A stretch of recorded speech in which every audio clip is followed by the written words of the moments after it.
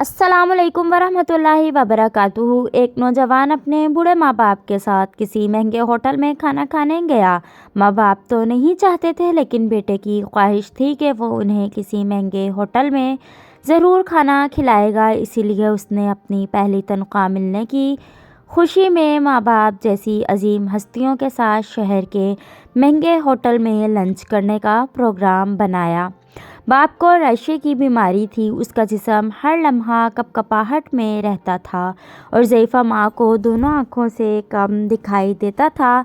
ये शख्स अपनी खस्ताहाल और बूढ़े माँ बाप के हमरा जब होटल में दाखिल हुआ तो वहाँ मौजूद अमीर लोगों ने सर से पैर तक उन तीनों को यूँ अजीबोगरीब नज़रों से देखा जैसे वो गलती से वहाँ आ गए हों। खाना खाने के लिए बेटा अपने दोनों माँ बाप के दरमियान बैठ गया। वह एक निवाला अपनी ज़ईफ़ा माँ के मुंह में डालता और दूसरा निवाला बूढ़े बाप के मुंह में। खाने के दौरान कभी कभी रेशे की बीमारी के बायस बाप का चेहरा हिल जाता तो रोटी और सालन के ज़र्रे बाप के चेहरे और कपड़ों पर गिर जाते।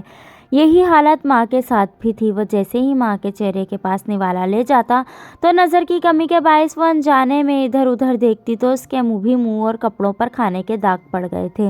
इर्द गिर्द बैठे लोग जो पहले ही उन्हें हकीर निगाहों से देख रहे थे, वो और भी मुंह चढ़ाने लगे कि खाना खाने की तमीज़ नहीं है और इतने महंगे होटल में आ जाते हैं। बेटा अपने माँ बाप की बीमारी और मजबूरी पर आंखों में आंसू छुपाए, चेहरे पर मुस्कुराहट सजाए, इर्द गिर्द के माहौल को नज़रअंदाज करते हुए एक इबादत समझते हुए उन्हें खाना खिलाता रहा।